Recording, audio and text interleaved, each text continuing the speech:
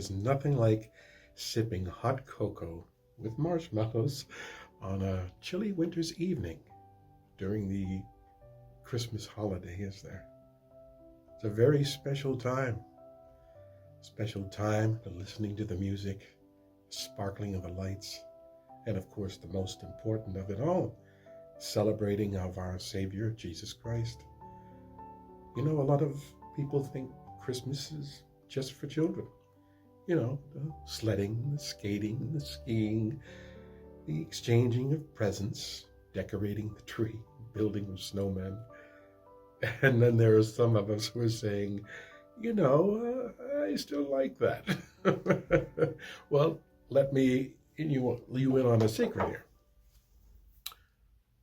So do I. But don't worry, we'll keep that a secret, just between you, I, and the rest of the world.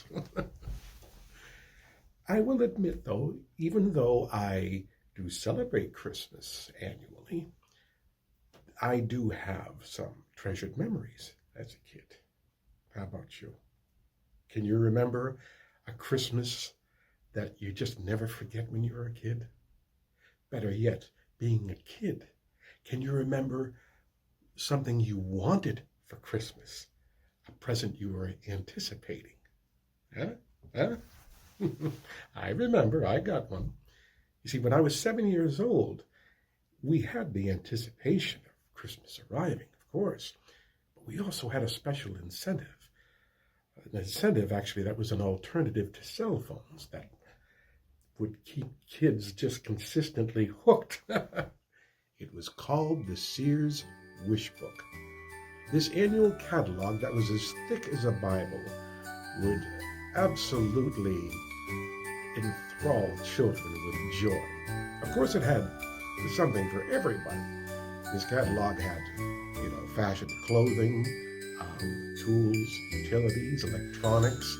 But of course, we as kids were just focused on the toys, as to which it had an abundance of. Just glancing through the pictures, you were just literally savoring over all of the colorful advertisements of what you wanted Santa to get you. We would bury our heads in this book just about every night after supper, if not after arriving home from school. And then, of course, there was my secret realm that opened my eyes up entirely and just kept me glued. It was the ventriloquist showcase. And yes, that's what I wanted for Christmas, a ventriloquist dummy.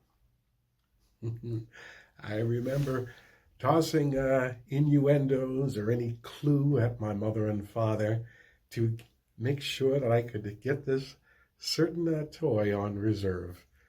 It was like being Ralphie in the Christmas Story, who wanted the Red Ryder BB gun. I was straight out, though, eventually, is because I didn't want to leave any room for misunderstanding. So when I had asked for it, my mother, of course, would reply, we'll see. Of course, you don't know what that means. So most of the time it meant no. But for a kid, we were always somewhat satisfied with that, is because it somehow had a positive effect to it.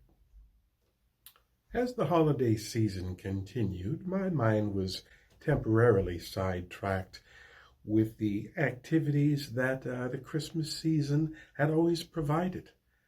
The sledding, the building of snowmen, of course, the music and visiting festivals such as the Enchanted Village, all those magical things. Spending it with family, listening to the music in the background and all of us decorating the tree together, and the smell of pine from the tree. Of course, then finally Christmas nearing around the corner, and my sidetracked mind soon went right back in focus when my mother would place a few gifts, kind of a pre-decor, underneath the Christmas tree. Not all of the gifts, because she still wanted to give us the illusion there was Santa Claus. So she just put a few underneath, and about maybe 3 or 4 days before Christmas. This not only got me in focus, this coup grasped me altogether. Underneath the Christmas tree, there were a few pretty presents, but there was one that caught my eye. Shiny gold Christmas present. Big enough to fit a ventriloquist dummy inside of it, of course. And that's all I could think of. It was so beautiful under the tree, and yes, it was for me. What did I do? You probably never would get this. And my parents, I'm surprised they didn't have me reading the Sears wish book in a confined place, a safe confined place. The reason why is because I took out my sleeping bag 3 days before Christmas and slept beside this gold box present underneath the Christmas tree. I'd spend hours just ogling over it, just couldn't wait until I could finally open it. But I didn't dare. It's because the anticipation was just too much of a wonderful feeling. So I barely touched it. I just look and in wonder. Well, after 3 nights of sleeping right next to this big gold box underneath the Christmas tree, Christmas morning finally arrived, and I couldn't wait to open it. Still, we had our traditional breakfast that morning before we'd open the presents, gathered together as a family. I bolted down my eggs and toast, and we all went straight to the living room. And yes, it was the first one I went to. The package, I just couldn't wait any longer. Still, I had to treat it with respect. I wasn't the type just go and tear it up severely. So just open up gently, leaves in the back, just put those down, the untaping, and opened the wrapping, and it was a white box. It was strange, because it had no label on it at all. I said, ooh, there's more to the mystery. And then I finally opened it up again. Ooh, the heaviness was just enough. And then there was the lid. I opened the lid, and guess what I saw? Oh, a nice, big, beautiful sweater. Yes, that's what was beside me for these past 3 days. A sweater. Oh, I was completely speechless. I did not know what to say or how to act, so I just acted as appreciative as I could, though the disappointment was nearly overwhelming, but it didn't quite arrive yet, is because a voice was right behind me. That was of my mother's. Her voice said, "Looking for this?"